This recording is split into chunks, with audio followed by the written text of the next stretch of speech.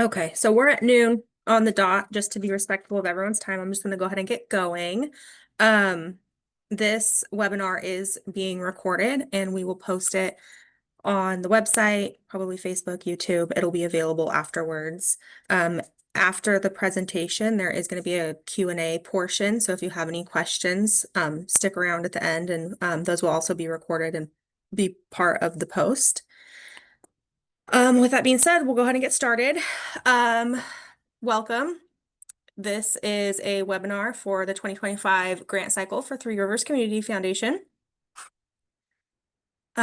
We are a staff of 2 and we have a board of 16.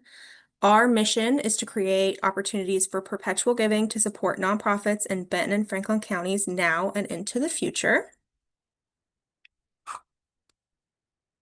Last year's grant cycle, we awarded over $333,000 to 69 nonprofits, and that was, I think 14 sectors. So it was very broad giving.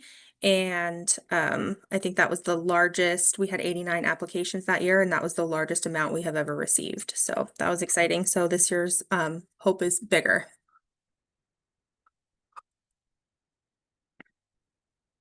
Some important dates for this year's grant cycle. The grant cycle will be open on August 1st and it will run through September 15th.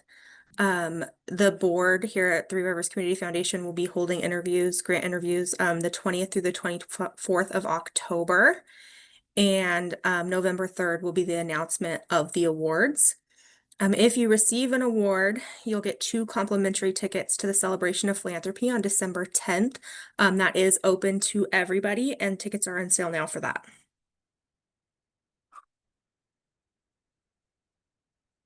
So the eligibility requirements for our grant cycle, it is open to any 501c3 nonprofit serving Benton and Franklin counties and churches that are engaged in non-denominational community outreach. And this just ensures that funds directly support organizations embedded in our local area and are focused on inclusive services.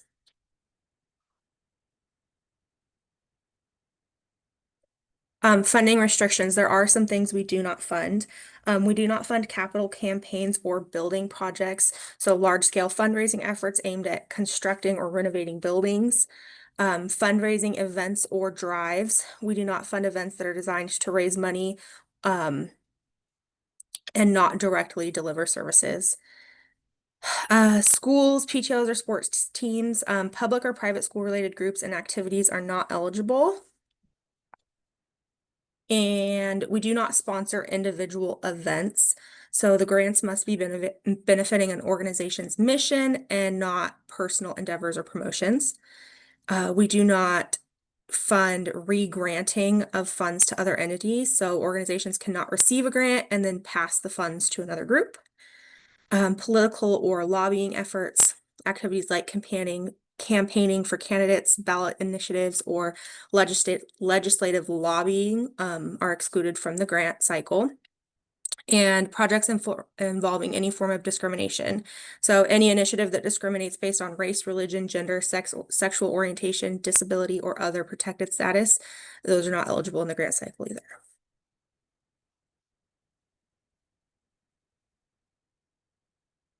3RCF grants are community driven. Grants target the most pressing needs in the community through the competitive grant application process, and emphasis is placed on responsible funding that creates meaningful local impact.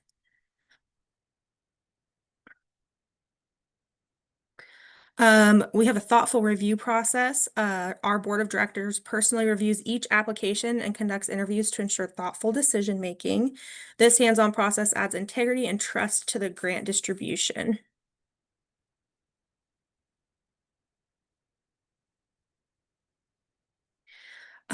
Accessible grant amounts. The grants span from $1,000 to $10,000, with the average grant being about $4,000.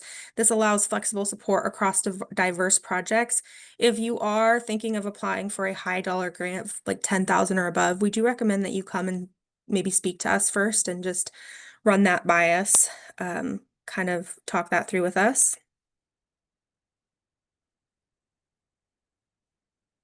And one of the newer things that we just started last year, we do have two grant options now. We have the traditional program and project grant, and then we also have the impact grant. So the program and project grant is focused funding. It's the traditional application process, and it's designed for specific project or program in mind with defined goals and outcomes. It's ideal for short-term initiatives and targeted needs. And the impact grant is flexible funding, offers broad mission-based funding, and there's fewer restrictions. Grantees have the freedom to respond to evolving community needs, and the follow-up reporting emphasizes mission alignment rather than strict metrics. So we have the two different options here, gives organizations the ability to apply in a way that best matches their current strategy. Sorry, the slide's not changing. Bear with me.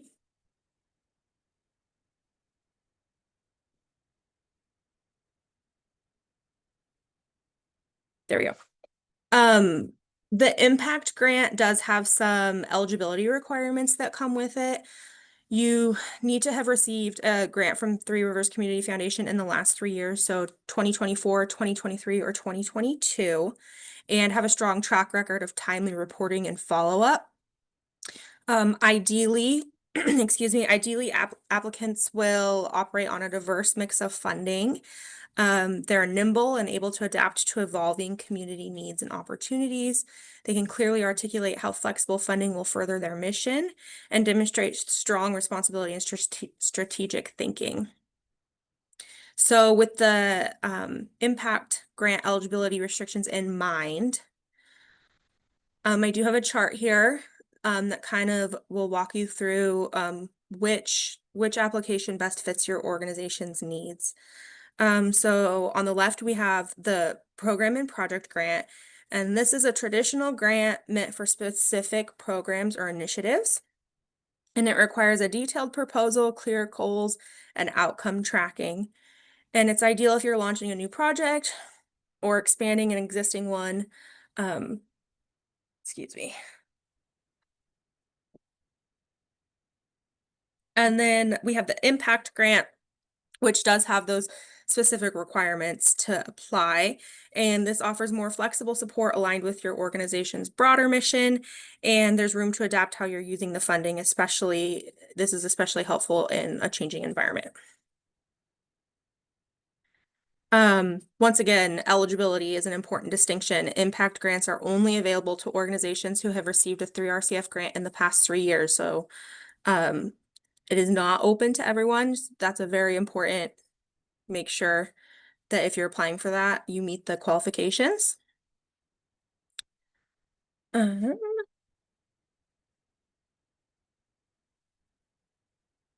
then we have some characteristics of a successful application.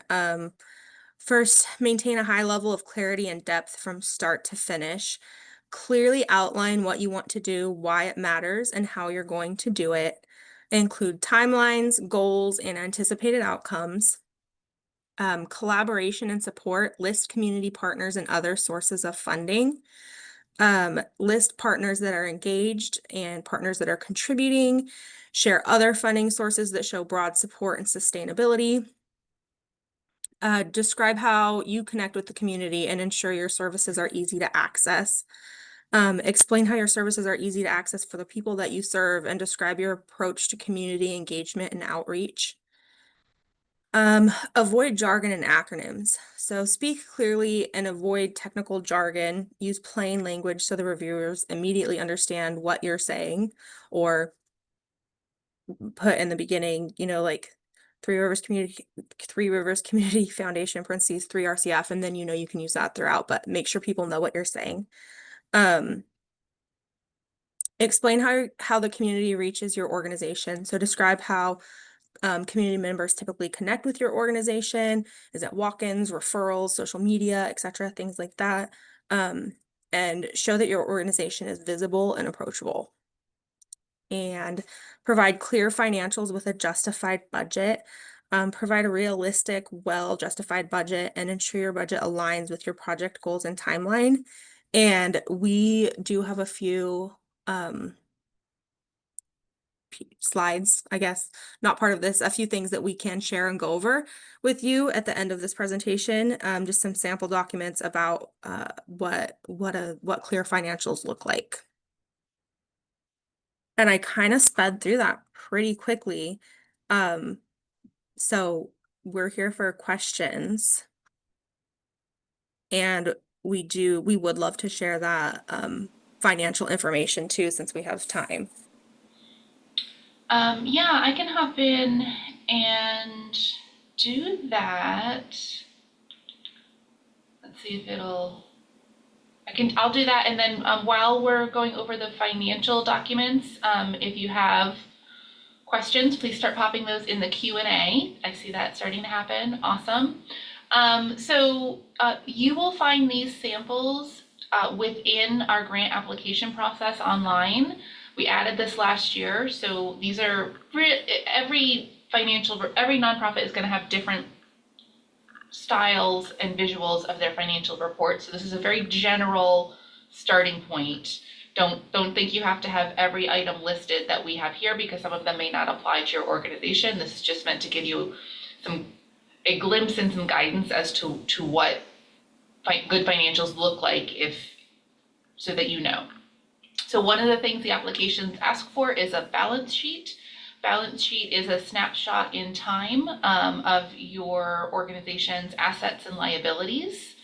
I'm not an accountant. I play one on TV. So your accountant will know better what you need to represent on here. But generally, a balance sheet will include your assets, your short and long-term liabilities, and your net assets, which then total out at the bottom. So these are the type of things that we would expect to see on a balance sheet for a nonprofit organization.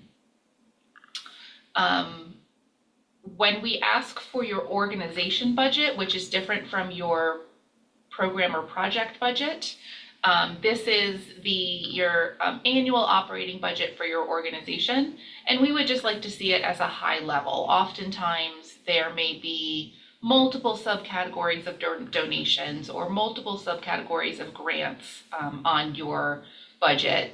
Again, very individual and specific to your organization, but generally, you can just give us the highest level of that. So your different sources of revenue, these are some examples of the type of revenue your organization may have that would then total up to your total revenue. Your operating expenses, again, you can keep it pretty high level. This is very, very high level. There may be a few more categories of expenses, marketing expenses, occupancy, different things like that. So this is the 1 year operating budget plan for your nonprofit. That's what we're expecting to see here. And then the other sample that we share is specific to the program project application, and that is a budget for the specific project that you're asking for funds for. So what is the total cost of the program or the project that you're looking to run? How do you break that out? And this should be the total cost for the program. You may be asking in the grant request for 3RCF to be one of the ways that this gets funded. So this may be a higher cost than what you're asking us for, but it helps us understand that you understand the full scope of what you're looking to do, and that you have a plan to put all the funds together to be able to execute that program. So that's what we're looking for there. Again, these are available once you're inside the application, so that you can download them, you can share them with your treasurer or your CPA. Clear financials is an important part of the grant application. We're kind of trying to get a good quick glimpse of your organization, your activities, and your sustainability and financial health. And these are the things that are going to help us do that to be able to make a funding decision. I'm going to stop share and go back to that. Okay, cool. I'm going to hop over to the Q&A. I'll divvy these out between you and I, Kelsey. So the first one I'll throw to you. I think the question might be, Jonathan, say more if I'm not landing on it, but kind of where and how is the grant application assessed? Can you talk through 3RCF's internal review process? Got it. Cool. Um, where's the grant application? Okay. Um, What's our how does the review process happen inside 3RCF? oh, I'm sorry. I read that as like, how do you get to it? And I was going to say the website. Okay. Um, Oh, we can do that too. yeah, so I'll just touch on that really quick. So all of the above. Okay. So yeah, the grant application is accessed through our website under the nonprofit tab. The current applications are not up yet. They are still last year's applications. So the new ones will be posted by August 1st. The process is you'll fill out your grant application and submit it to us, and the board reviews every application. And then from there, we have some criteria that decides whether or not we're going to bring the applicant in for an in-person interview. Um, if whether you're selected for an interview or not, that's not a bad thing or a good thing, or it's just there's certain criteria we go through to decide who gets an interview. So those interviews are held in October, those dates I gave you, and you'll come in for a quick 10-minute interview, and the board will be here, and they will ask you questions and just kind of like a quick interview process about your application. And then decisions are made, people are notified. Does that kind of answer your question? Kelsey, do you want to maybe can you bring up our website and show them how to navigate to the grant application, even though it's not live yet? Yeah, maybe. Hold on. We'll see if the computer allows. Can everyone see that still? I think so. Okay. So on our website, just from our main page here, there's a nonprofit tab, and you'll get a drop down. You'll click on annual grant cycle.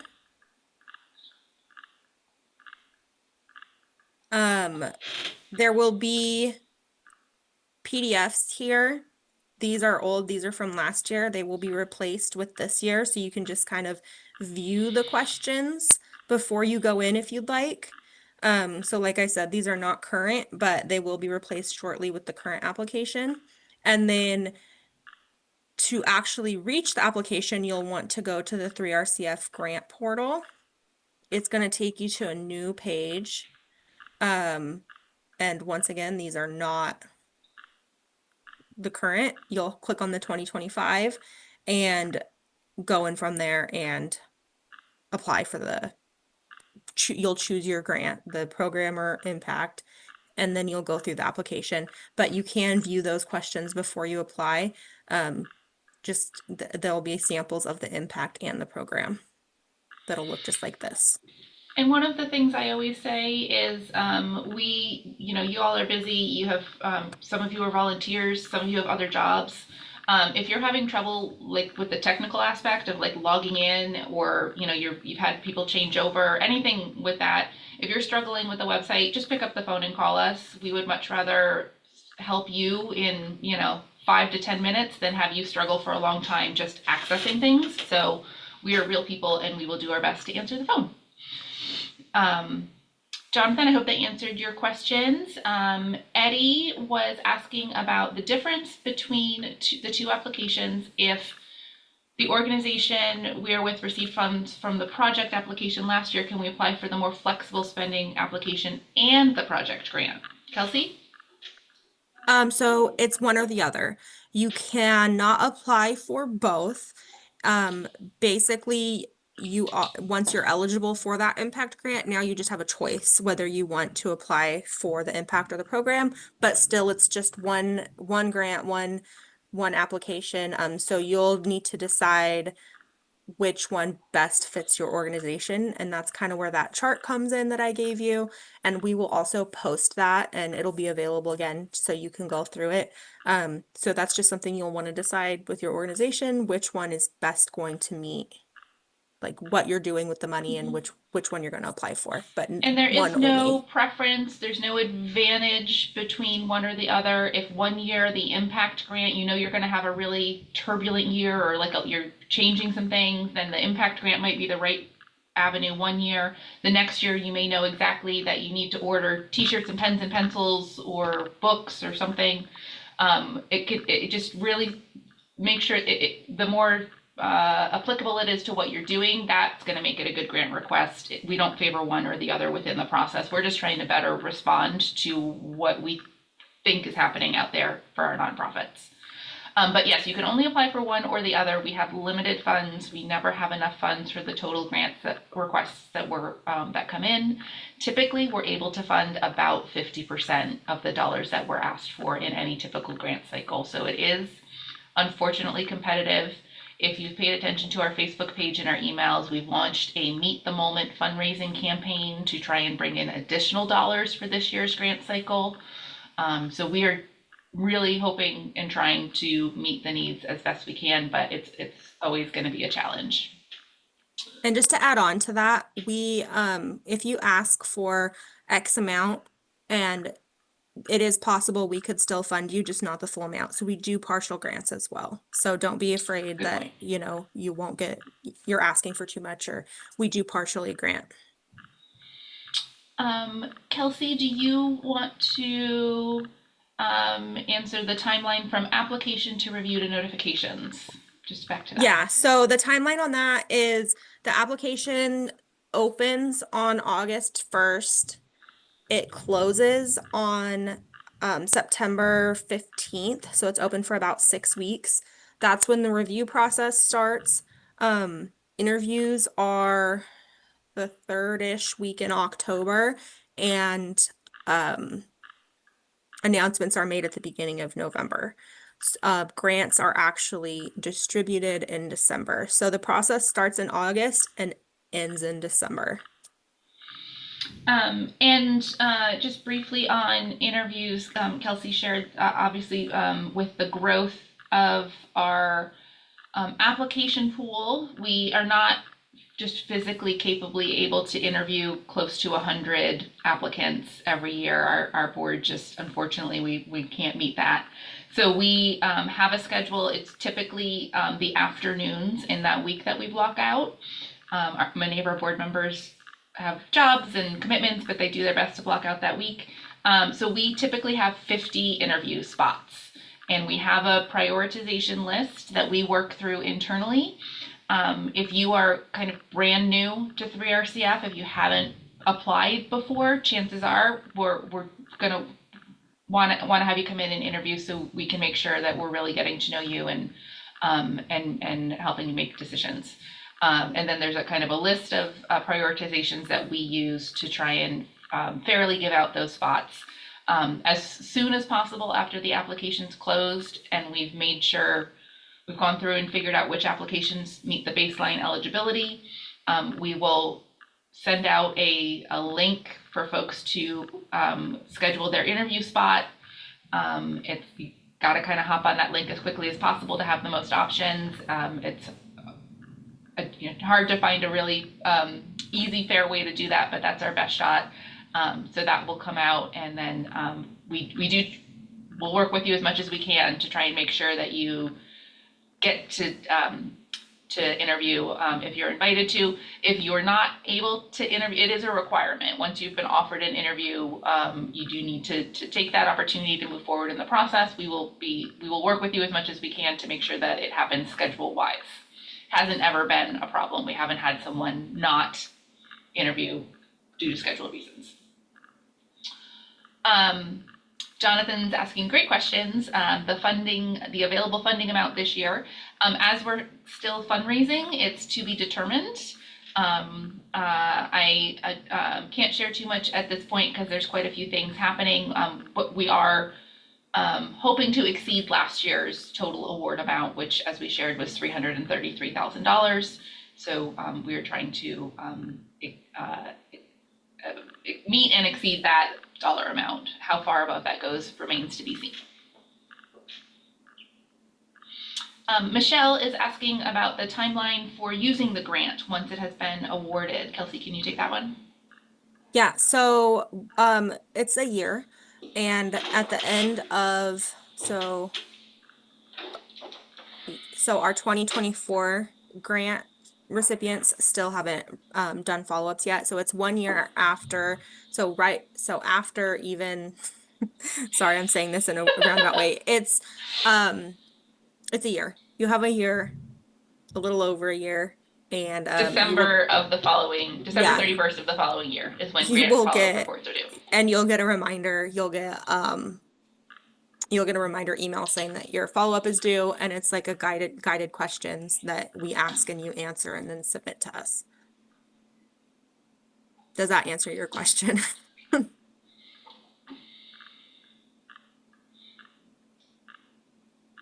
Great, thank you, Michelle. I had written down a few things as we were going through, of things that I thought might be helpful to share. I just wanted to clarify on the program/project grant. It does not necessarily have to be a new program or project. If it's continuing a program, sustaining it, you don't have to, we know it's not always a healthy thing for nonprofits to just be generating new programs and activities. So it does not have to be a brand new program. Um,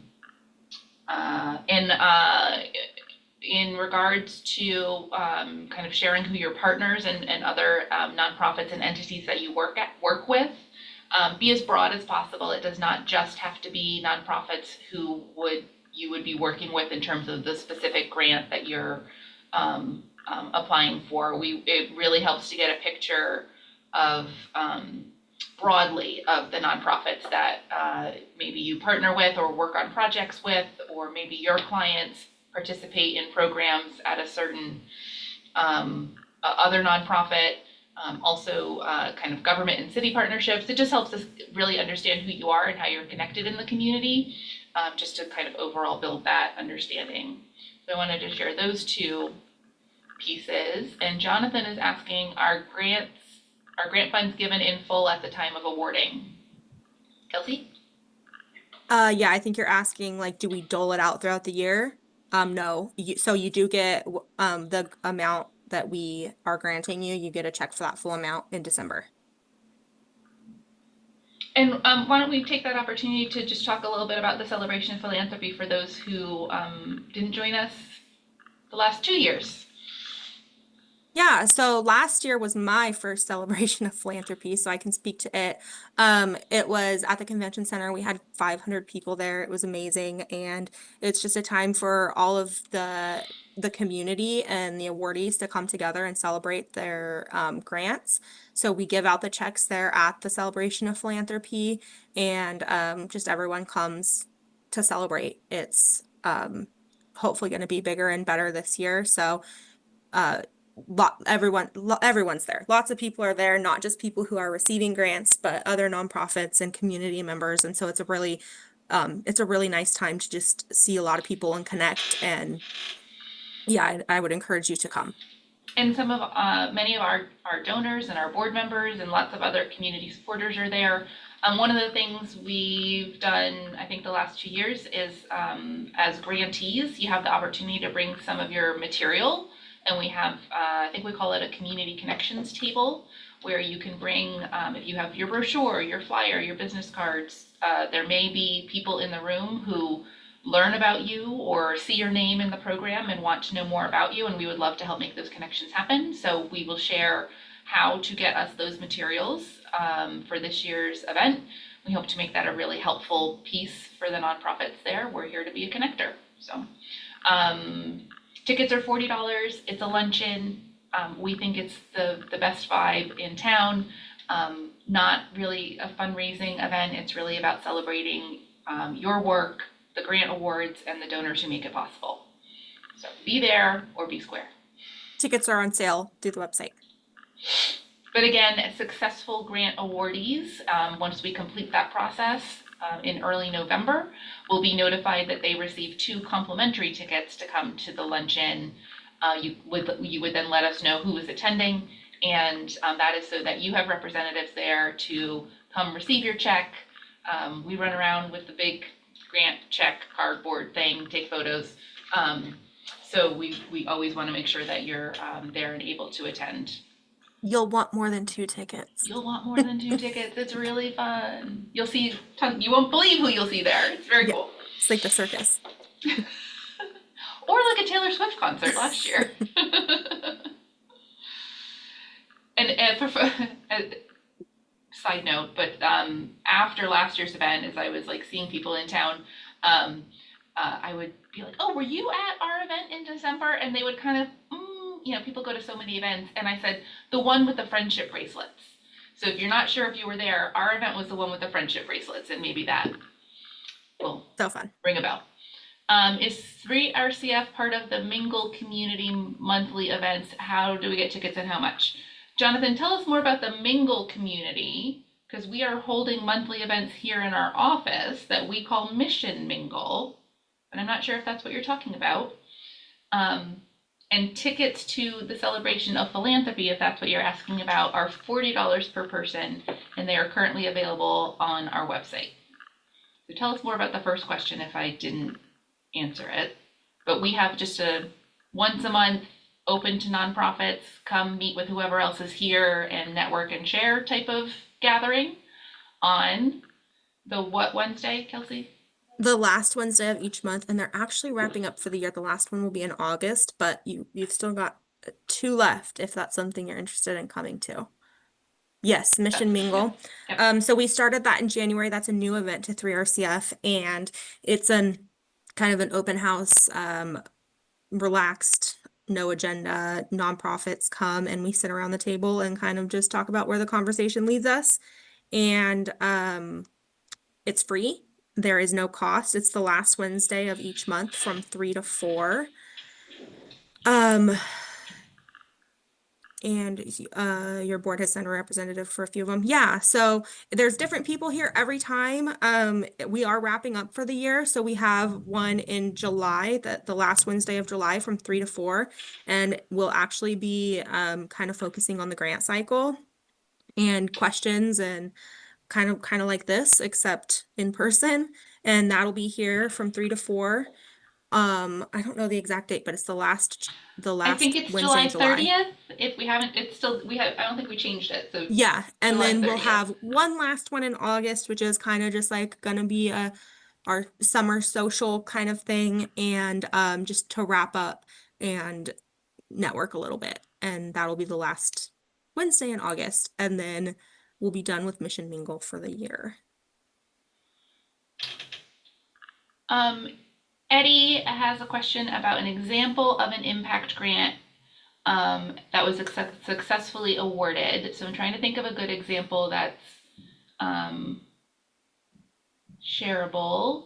I'm thinking, We haven't received follow-ups from our 2024 grant cycle yet, and that was the first year that we offered the impact grant. So I'm not sure we can successfully answer that question at this time. We can maybe give you that's a some good point. examples of some impact requests, but if they were successful or not yet, we are not sure. Successfully awarded, yeah. Yeah, they were successfully Um, awarded. yeah, the Princess Theater popped up. Thank you, Shara. If I recall correctly, we do review a lot of grants. Um, the Princess Theater does a lot of programming. They're doing large productions. They're doing smaller activities in their green room. They were doing some new things in a partnership with schools. So they kind of shared a large overview of the things that the Princess Theater was doing, some things that were going on with the building as well. And so they were applying for grants and doing fundraising, not just from us, but from many entities. And so our funding was going to be able to be more flexible to slide into kind of one of those many things that they're doing. And we'll kind of fully get to see that and know about that when they fill out their follow-up report. And truly, Eddie, like this is a new. Last year was the first year that we did it. We're continuing it again this year. This was a new effort. We made it up. We not made it up, but we were looking and learning about what was happening in grant making, and thought that this might be helpful and would be more of a trust-based type grant, which is definitely a trend in grant making. And so we're learning as we go as well. So, but again, I would say if you know exactly what you want to do, don't hesitate. Just do the program project. It's not gonna. The other thing I'll say is if we award you a grant and circumstances change, talk to us. Like, if we would like to understand what the circumstances are, and we can always bring changes in circumstances to our board, and consider that. And you know, we're always much more interested in supporting you than not. We're not in the business of taking grants back. So that's what I would say. If you're waffling, you know, make a decision, go with it, but then know that you can always come back and talk to us. Also, for anyone on the call who has like really specific questions about what you're up to, call Kelsey, email Kelsey, KELSI at 3rcf.org. So nice. I get to send everybody to you. We'll happily answer your questions as best we can. It's kind of helpful that Kelsey and I don't make grant decisions, our board does. So we can give you some context. We can give you, well, you know, we definitely know what doesn't work. So we are happy to talk it through and see what we can share that might be helpful to help your application just be as full rounded as it can be. That's our goal. We can't help anybody above anybody else, but just to make sure you've got the best information and chance that our board would want to see. And just shout out to our board. They spend, if you total all up, I mean, it's several hundred hours on grant making, reading all of the applications, sitting through interviews, and then coming together to make grant decisions.